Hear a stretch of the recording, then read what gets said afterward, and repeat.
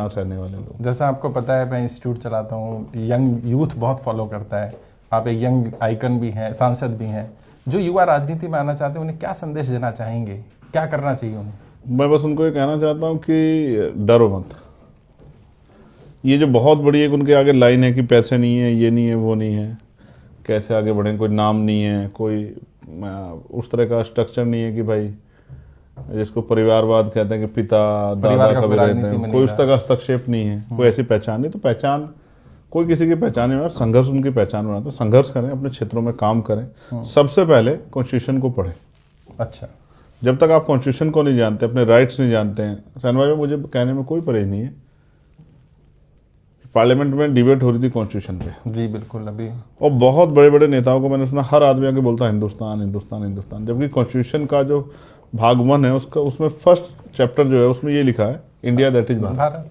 तो जब member of parliament जो हैं, मिनिस्टर्स जो हैं, वही कॉन्स्टिट्यूशन के अगेंस्ट जाके बोल रहे हैं, अब औरों से क्या उम्मीद करो? इससे स्पष्ट होता है कि देश में लोग अपने अधिकारों के प्रति जागरूक नहीं है, ना वो अपनी ड्यूटी जानते हैं, ना वो अपने राइट्स जानते हैं। तो पहले लोगों को, मेरी राय ये है नौजवानों को, पहले उनको पढ़ना चाहिए, संविधान पढ़ना चाहिए। एक पढ़ा लिखा नेता ही समाज में बदलाव ला सकता है, जो सरकार से आंख में आंख डाल के जवाब मांग सके। उसके लिए पहले आपको जागरूक होना पड़ेगा, फिर आप जाके जनता को जागरूक। जिस दिन जनता जागरूक होगी फिर क्रांति होगी। अभी मैंने ना बोला था कि चंद्रशेखर जी आएंगे किसी ना किसी दिन, तो ऑडियंस कहते हैं एक सवाल जरूर पूछना, उन्हें डर नहीं लगता क्या? गोली भी लग गई, किस बात का? अभी सरकार से लड़ रहे हैं डायरेक्ट, और डायरेक्ट अभी भी आपने अटैक किया। मैं सरकार से नहीं लड़ रहा, मैं लोगों के लिए लड़ रहा हूँ। फर्क है। मेरी सरकार, अच्छा कल ये सरकार बदल जाए फिर मैं क्या करूंगा? कोई भी सरकार अगर किसी के हक को छीनने का काम करे तो मैं लड़ूंगा। भी लड़ेंगे। Yes definitely. जब तक वो सरकार बाबा साहब अम्बेडकर के विचारों पे, यानी कि आम आदमी की सरकार नहीं होगी, जनता का उसमें हस्तक्षेप नहीं होगा, और वो सरकार जनता के हितों के लिए काम नहीं करती, तो लड़ाई जारी रहेगी। नहीं, सवाल ये डर नहीं लगता है कि कुछ हो किस जाए? बात का डर? उद्योगपति जानते एक दिन जाने तो। अच्छा आप मुझे बताओ, जब मुझे गोली लगी 1 इंच इधर हो जाती तो मैं मर जाता, किस चीज से डरूं? देखो, जिंदा आदमी एक बार पैदा होता है, एक बार मरता है। मैं बुखार से मर सकता हूँ, कोरोना काल में कितने लोग मरे, मैं गिरकर भी कहीं से मर सकता हूँ, एक्सीडेंट में मर सकता हूँ। मौत की परवाह करूंगा तो जीऊंगा कैसे भाई? ये तो मेरे जीने के दिन है। हाँ। वैसे भी भारत में लोग जी कहाँ रहे हैं, सर्वाइव कर रहे हैं। हाँ, संघर्ष कर रहे हैं। नहीं, सर्वाइव कर रहे हैं किसी तरह। ये सोचते हैं उनके मन में है कि हम पैदा हो गए हैं तो ठीक है, जब तक जिंदगी है तो इसको जीना है। जी कहाँ ना, जी तो दुनिया में लोग रहे हैं। हमारे यहाँ तो नेता पैसे इकट्ठा करने में लगे हैं। फिलॉसफी वाली बात कर रहे हैं। मैं तो देख के आया ना, दुनिया देखी मैंने भाई ना।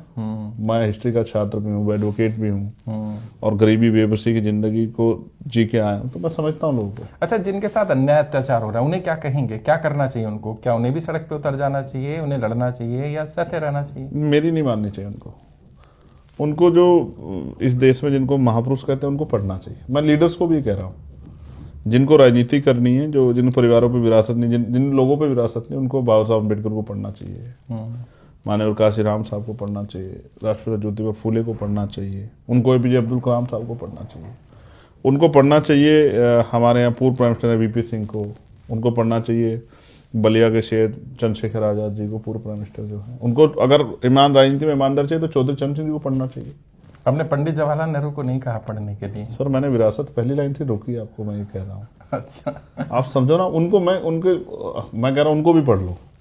मैं ना नहीं कर रहा किसी को, लेकिन जिनको मैंने जिनको पढ़ा और जिनको पढ़ने के बाद मुझे लगता है कि जीवन में बदलाव होता है, मैं गांधी जी के लिए भी कह रहा हूँ, उनको भी पढ़ना चाहिए। अगर बहुत थोड़ा सा हिस्सा हटा दिया जाए तो काफी चीजें, तो ऐसा नहीं कि उन्होंने सुधार के लिए बहुत काम किया। और मुझे कोई अधिकार नहीं किसी पर आलोचना करना, नेहरू जी पे ना गांधी जी पे, लेकिन सवाल ये है कि मैं अम्बेडकराइट हूँ और मैंने जो अम्बेडकर मूवमेंट से जुड़े लोगों हैं उनको पढ़ा है। ये जो धर्म की राजनीति हो रही है आप देख रहे हैं, अभी आपने बोला, अभी हम लोग डिस्कशन कर रहे थे, क्या होगा देश का? इस तरह से तो देश बढ़ता चला जाएगा। बांटने की साजिश चल रही है, कुछ लोग बांट रहे तो कुछ लोग जोड़ भी रहे, हमारे जैसे लोग भी हैं, कुछ जाति धर्म से ऊपर उठ के लोगों के लिए काम कर रहे हैं। मेरे जीवन में बहुत सारी घटनाएं हैं, और मैं आज तो नहीं, आज समय कम है, किसी दिन फुर्सत में आपको एक घटना बताऊंगा जिसने मुझे बहुत झकझोर दिया। थोड़ा ब्रीफ में अगर बता पाए। मेरी लोकसभा क्षेत्र का एक लड़का है किरतपुर का, जो यहाँ दिल्ली में रह के जॉब करता था। अब ये पूरा एग्जैक्ट नाम नहीं बता पाऊंगा, अग्रवाल करके कुछ था। उसकी यहाँ वो बीमार हुआ बीमार होने के बाद किसी ने इन्फॉर्मेशन की तो पुलिस उसको हॉस्पिटल ले गई, हॉस्पिटल में उसकी जान चली गई। उसके परिवार के लोग 2 दिन रहे यहाँ, मुझे देर से सूचना मिली। वो पोस्टमार्टम नहीं चाहते थे क्योंकि वो बीमार होने से डेथ हाँ, हुई। उन्हें नेचुरल डेथ है। लेकिन पुलिस ने कहा कि वो हॉस्पिटल ने कहा कि हम पुलिस अगर कहेगी तो हम नहीं कराएंगे पोस्टमार्टम, अदरवाइज हम पोस्टमार्टम कराएंगे। और मैंने दिल्ली के सारे अधिकारियों को फ़ोन किया नीचे लेके ऊपर तक, फ़ोन रिसीव नहीं किया। अच्छा, डीसीपी को, एसीपी को, एक एसीपी ने उठाया, उन्होंने कहा सर मैं छुट्टी पे हूँ, मेरे यहाँ कोई और है। उन एसीपी को किया, डीसीपी को किया, कमिश्नर को किया, सबको किया। मरते रहो, आप क्या फर्क पड़ता है। उनके फादर से मुझे माफ़ी मांगनी पड़ी, सर मैं आपकी कुछ मदद नहीं कर पाया। लेकिन मैं सीरियसली कह रहा हूँ, क्या उसके परिवार की मदद होनी चाहिए नहीं थी? बिल्कुल होनी चाहिए, बिल्कुल। और अगर रिस्पॉन्सिबल अधिकारी जवाब नहीं देंगे तो कौन जवाब देगा? वो फोन नहीं रिसीव कर रहे हैं। दुख की बात है। सामने वाला किस पोजीशन में आपको नहीं पता है, वो आप पे भरोसे से फोन कर रहा है, फोन नहीं रिसीव कर रहा। आप चलिए उस समय आप बिजी हो, लेकिन आप पलट के भी फोन कर सकते हो। हाँ, और एक सांसद कर रहा है, एक आम इंसान हो तो फिर तो छोड़ दो उनको। मैं कह रहा हूँ कि इंसान आपको का नहीं क्या- पता कि सामने से कौन फोन कर रहा है। हाँ, लेकिन आम इंसान का तो क्या हाल होता होगा। यही कह रहा हूँ आपसे, किस किस से लड़ना है। सवाल ये बहुत कुछ है। एक लास्ट सवाल, यूथ को क्या कहना चाहेंगे? क्या अगर वो पॉलिटिक्स में आना चाहते हैं, आना चाहिए, नहीं आना चाहिए? आना चाहिए, बदलने के लिए आना चाहिए। इनको ये बार बार लगातार ये कहा गया कि यूथ जो है वो अभी वो नो सिखिया है, उसको नहीं आना चाहिए। ये कह गया कि वो उनको 60 साल तक ले जाना चाहते हैं कि वो जब समझौते की राजनीति करना सीख जाए, जिससे वो बदलाव ना वो यूथ ही ना रहे। जिससे वो बदलाव ना कर पाए। क्योंकि जिनके बाल काले होते हैं वही बदलाव के बारे में सोच सकते हैं। 60 साल के बाद तो आदमी सोचता है किस तरह मेरी लाइफ जो बचाव जीवन में कट जाए। मैं एक और आपके उस पर भी कहना चाहता हूं।